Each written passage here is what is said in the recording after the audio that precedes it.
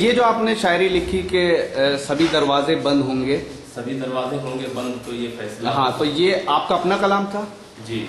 तो ये आपने एक बहुत बड़ा सच को आपने तस्लीम किया है, माना है कि मैं शुरुआती दौर में, या आप मुशायरों से पहले जो कलाम जलसों में पढ़ते थे वो दूसरों का पढ़ते थे, लेकिन उसके बाद आपने धीरे धीरे फिर अपना कहना शुरू किया, इतनी समझ आई। ऐसा बहुत कम होता है, यानी कि आप इस सच को तस्लीम कर रहे हैं। तो आपने जो आप बता रहे हैं जिनका कलाम पढ़ा, तो वो मुशायरों में पढ़ा या सिर्फ जलसों तक ही वो महदूद रहा? नहीं, मुशायरों में पढ़ा। मेरे उस्ताद का कलाम मैं पढ़ता था उस दौर में कि उसका मतलब था कि ऐ जाने गजल अरमा के कमल एक बार इधर भी आ जाना, फुरकत में तुम्हारी शामों सहर तड़पे है तुम्हारा दीवाना। अब शायरी और सामईन भी वो नहीं रहे कि जो इस गहराई तक पहुँचे, और हमारा इल्म भी नहीं है उस तरीके का कि मैं उतनी ज़बरदस्त शायरी करूँ। बस आज के हालात के हिसाब से जो भी आता है उसको नज़्म करने की कोशिश करते हैं। आप ये मानते हैं कि अगर मुशायरों की दुनिया में कोई आ रहा है तो वाकई उसे एक उस्ताद की ज़रूरत पड़ती है? नौजवान कोई आ रहा है तो बेशक, बगैर उस्ताद के अगर कोई ये कहे कि मेरे कोई उस्ताद नहीं है, तो वही समझिए कि वो बगैर वालिदैन के पैदा हो गया।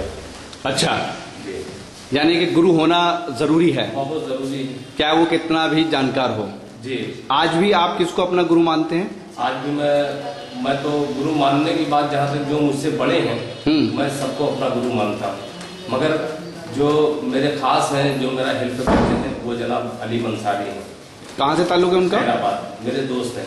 इतना नाम कमाया आपने, आप शायद जो लोग देख रहे हैं वो जानते हैं आपको, जिन्होंने नहीं देखा वो शायद नहीं जानते कि आपका पूरी दुनिया में लोग आपको जानते हैं, आपका कलाम पढ़ते हैं। उसके बावजूद भी आपने कई सच आपने अपनी ज़बान से जो है उसका एतराफ़ किया, ये बहुत बड़ी बात है। मैं आपसे ये कहना चाह रहा हूँ कि शायरी के ज़रिए आजकल हालात हाज़रा के जब जिक्र आता है तो उसमें पॉलिटिक्स पे शायरी की जाती है, नाम ले ले के।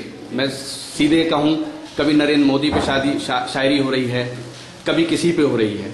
तो आपका कलाम मैंने सुना, उसमें आप नाम लेने से तो बचते हैं, तो आप क्या समझते हैं कि इस तरह की शायरी जायज़ है? जायज़ और नाजायज़ का ताल्लुक तो जो हमारे असातिज़ा हैं वो ज़्यादा सही बतलाएंगे, मगर मेरी समझ से जो मेरे उस्ताद कहा करते थे कि शायरी कनाए की शायरी शायरी की शायरी होती है। जो बात हमें नाम लेकर के कहना है तो वो नाम लेकर के न कहें तो बेहतर है, उससे परहेज करना चाहिए। एक सवाल मैं आपसे ये पूछना चाहता हूँ, बहुत से नए लड़के इस लाइन में आना चाहते हैं, लेकिन जब वो अपना कलाम बताते हैं तो जाहिर सी बात है उन्हें शायद इसकी तमीज ना हो कि रदीफ क्या है, काफिया क्या है। इससे आप भी गुजरे होंगे, तो ऐसे में वो किधर का रुख करें अगर आपकी वो बात सुन रहे हो तो?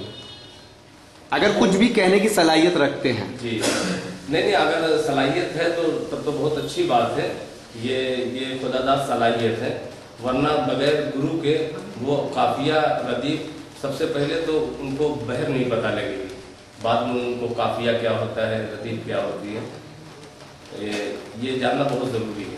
सबसे पहले मेरी समझ से बहर का होना शायरी में बहुत ज़रूरी है, फिर काफिया रदीफ तो है ही है।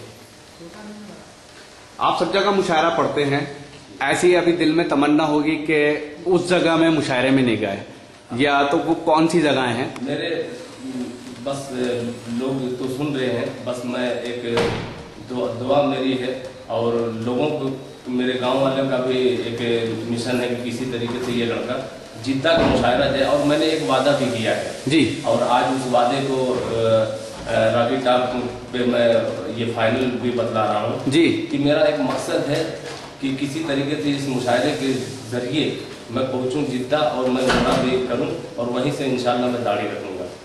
जद्दा जाएं आप? अभी तक आप आउट ऑफ कंट्री किस किस जगह गए? शारजा गया मैं। शारजा के अलावा नहीं गए? नहीं।